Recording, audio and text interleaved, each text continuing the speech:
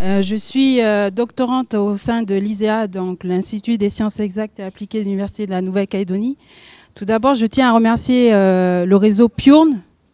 Je tiens à remercier le réseau PURN pour cette opportunité de pouvoir communiquer sur mes travaux de recherche. Je tiens également à remercier l'ensemble des personnes ressources qui ont participé à ces enquêtes ethnobotaniques. Donc pour vous préciser, je vais vous présenter uniquement une partie de mes travaux de thèse qui consiste à réaliser une étude ethnobotanique et évaluer les activités biologiques des extraits issus de la cosmétopée de la Nouvelle-Calédonie. Alors, juste pour positionner le cadre de l'étude, qu'est-ce que c'est que la cosmétopée? La cosmétopée de la Nouvelle-Calédonie, enfin la cosmétopée en général, consiste à faire un recensement des différents usages traditionnels décrits pour leur lien pour le soin de la peau, le soin du corps, l'hygiène et le bien-être en général. Donc la cosmétopée est intéressante, enfin cette étude est intéressante pour pouvoir faire un recensement des différentes plantes utilisées en lien avec la cosmétique. Ce qu'il faut savoir aussi, c'est qu'on a une convention sur la biodiversité qui a été ratifiée par 193 pays et dont découle le protocole de Nagoya. Le protocole de Nagoya est applicable depuis 2014 et il consiste à dans le cadre de valorisation d'un savoir-faire traditionnel, de permettre l'accès juste et équitable de la ressource entre la population et les laboratoires de recherche. Donc, le cadre de mon étude de recherche respecte ce protocole de Nagoya. On a mis en place un document de consentement qui est signé par la population lorsque je me déplace au niveau des tribus et qui a été co-rédigé avec le Sénat coutumier, qui est une institution de la Nouvelle-Calédonie. Alors, pour vous expliquer en gros la méthodologie de travail que nous avons utilisée, nous avons tout d'abord fait un recensement bibliographique des études bibliographique qui nous a permis d'identifier un certain nombre de plantes décrites pour leur usage en lien avec la cosmétique. Et en parallèle, nous avons réalisé des enquêtes ethnobotaniques donc dans les tribus au niveau de la Nouvelle-Calédonie. Cela nous a permis d'avoir un recensement global de plantes et qui par la suite nous a permis de sélectionner ces plantes selon des critères que je vais vous préciser plus loin. Et à partir de cette sélection de plantes, nous avons réalisé différents types d'extraits. Alors, pour vous préciser, nous avons utilisé 4 types d'extraits différents. La méthode traditionnelle décrite lors des enquêtes ethnobotaniques. Cette méthode d'extraction,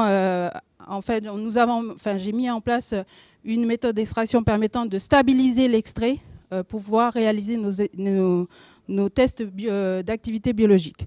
Ensuite, nous avons réalisé une hydrodistillation qui nous permet d'obtenir des huiles essentielles. Et enfin, 2 types d'extraction au solvant, cyclohexane et éthanolique, pour pouvoir extraire des molécules qui ont une polarité différente.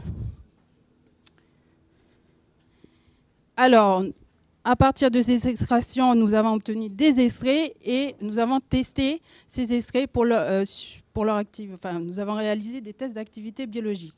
Alors, nous avons tout d'abord réalisé un test d'activité antioxydant qui permet d'évaluer l'activité antioxydante de l'extrait. Ensuite, des tests enzymatiques qui correspondent à des enzymes qui sont en lien avec la matrice cellulaire. C'est-à-dire qu'en fait, ces enzymes-là, selon des mécanismes différents, vont avoir une action d'oxydation cellulaire et qui permettent d'accélérer le vieillissement cutané. C'est pour cela que nous avons choisi ces enzymes-là. Cela va nous permettre par la suite de sélectionner les esterets les plus actifs pour pouvoir faire l'étude phytochimique approfondie de l'esterets.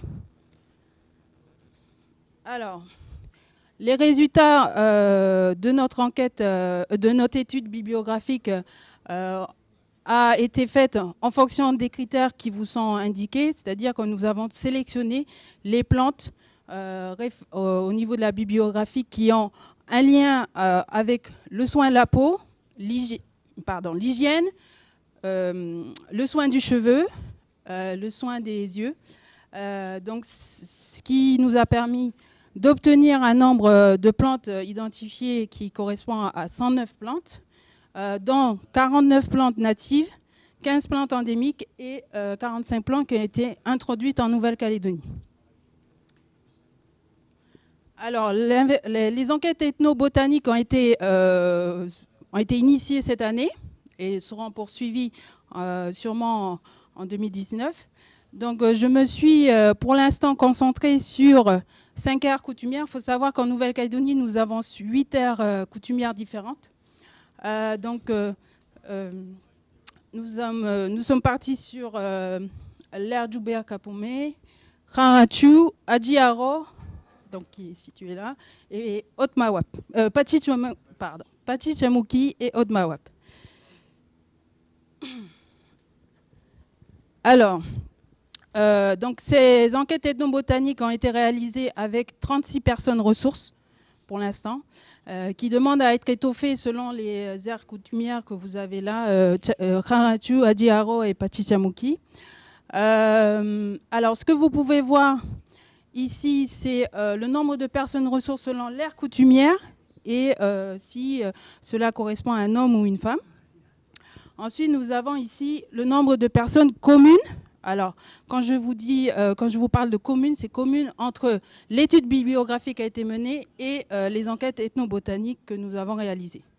Donc là, on a entre 60 et 70% de 70 plantes qui sont communes entre l'étude bibliographique et l'enquête ethnobotanique.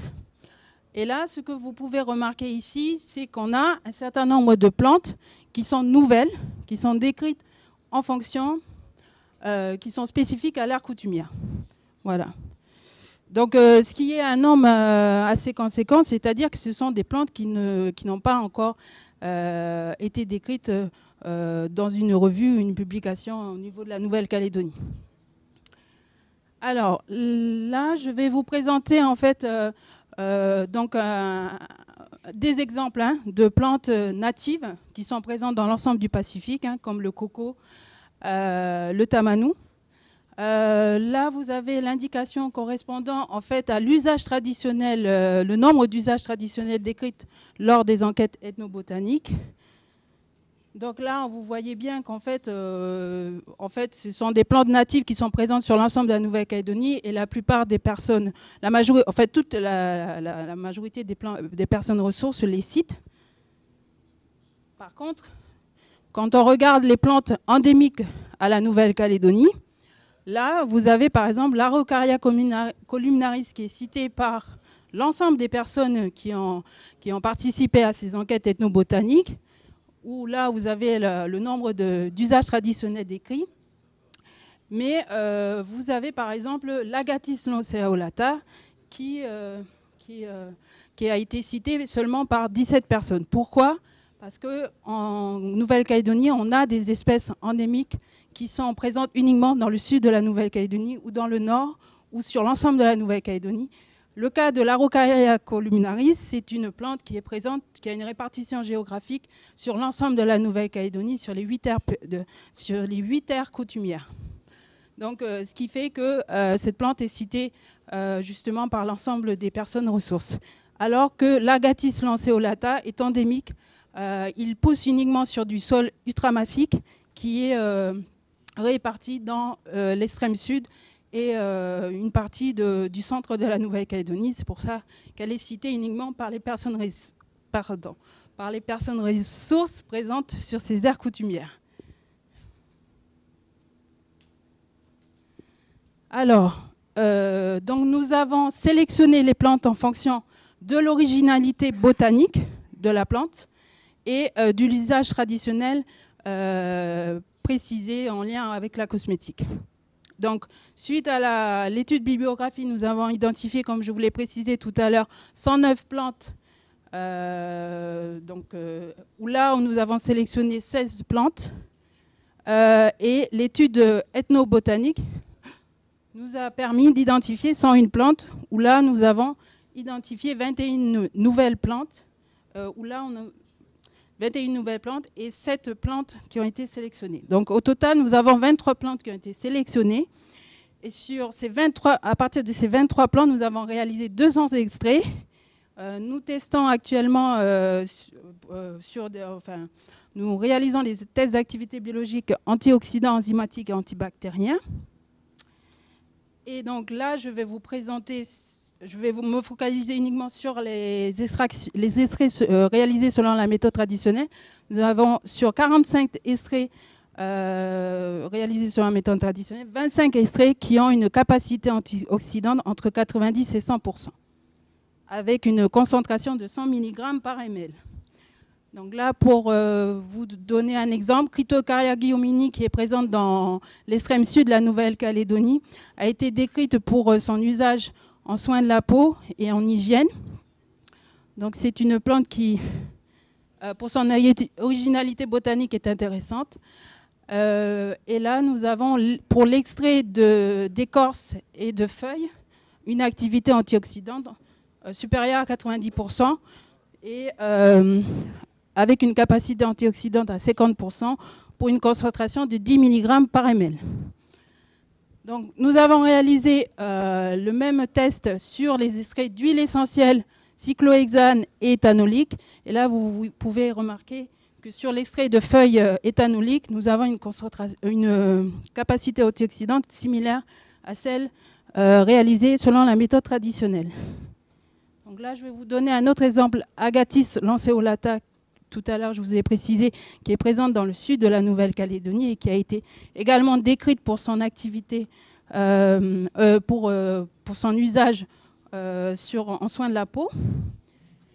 Et là, nous avons un extrait éthanolique de résine qui a une activité antioxydante à 17%, comparé à l'extrait de résine réalisé selon la méthode traditionnelle qui a une activité de 94% d'activité antioxydante. Donc, ce qui serait intéressant dans le futur, c'est de pouvoir réaliser des tests similaires plus approfondis sur les extraits les plus concluants au niveau des cellules. Donc là, on va réaliser des cultures cellulaires, d'approfondir l'étude phytochimique des molécules et de pouvoir identifier in fine les molécules actives dans l'extrait, d'essayer de comprendre éventuellement les mécanismes d'action qui permettent à la plante, qui engendrent en fait la production des molécules au niveau de la plante, et bien sûr de compléter les enquêtes ethnobotaniques afin de pouvoir in fine éventuellement proposer un ingrédient actif qui sera incorporé dans un produit de cosmétique. Je tiens à remercier la province Sud, le Sénat coutumier, la Fondation Vallée, l'ISEA pour leur aide, l'IRD et bien sûr l'ensemble des personnes ressources qui ont participé à ces enquêtes. Voilà, je vous remercie.